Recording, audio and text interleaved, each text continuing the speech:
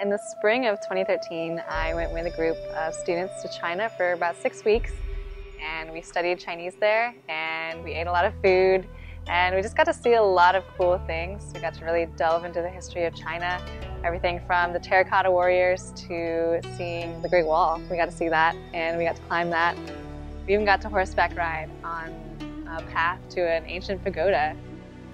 One of the things I love about Asbury's semester, quite different from others, is we start out not in Beijing, we start in Xi'an for 5 weeks of intense language study, intense culture study. We have a course called Christianity and Chinese Culture, and also another course called Dynamics of Cross-Cultural Ministry. So students are getting acclimated very quickly. So after those 5 weeks, we feel like we're getting some of the language, some of the communication. To get to know the people was just an amazing opportunity. The more I learned the language, the more I got to connect with the people, and the longer my conversations got. And then we take a whole week off. No coursework, just to travel to northwest China to have exposure to some of the Islamic opportunities there, some orphanage work we can do. After that, we take an overnight train straight to Beijing, where we pick up our studies again for another 5-week block. And at this point, students' eyes are open, their minds are sharpened, their hearts are broken to the possibilities there are in China. And after our 5 weeks there, we take another train and head down to Yunnan province, the southern border of China, and then make our way from there to Hong Kong, where we'll spend the last 2 or 3 days kind of taking in some of the sights there.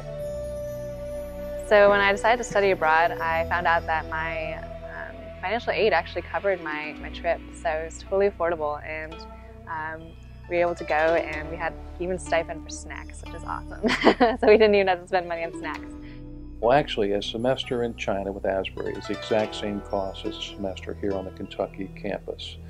The only difference or added expenses are the students are responsible for their own airfare and visa and passport costs, and of course personal expenses while we're in China. I've read a lot of textbooks, and they've helped me so much, but there's nothing like being in China, being immersed in the culture to get me ready for my calling. I would totally encourage anyone to go study abroad in China. It's a really rich culture, and you learn so much just being in a culture that's really different from your own. It may seem scary, but it's a really great experience in the end, and you'll make lots of friends. I would say I've made lifelong friends out of studying abroad in China. One question we get is, do you have to be a student at Asbury to attend the Asbury semester abroad? Absolutely not.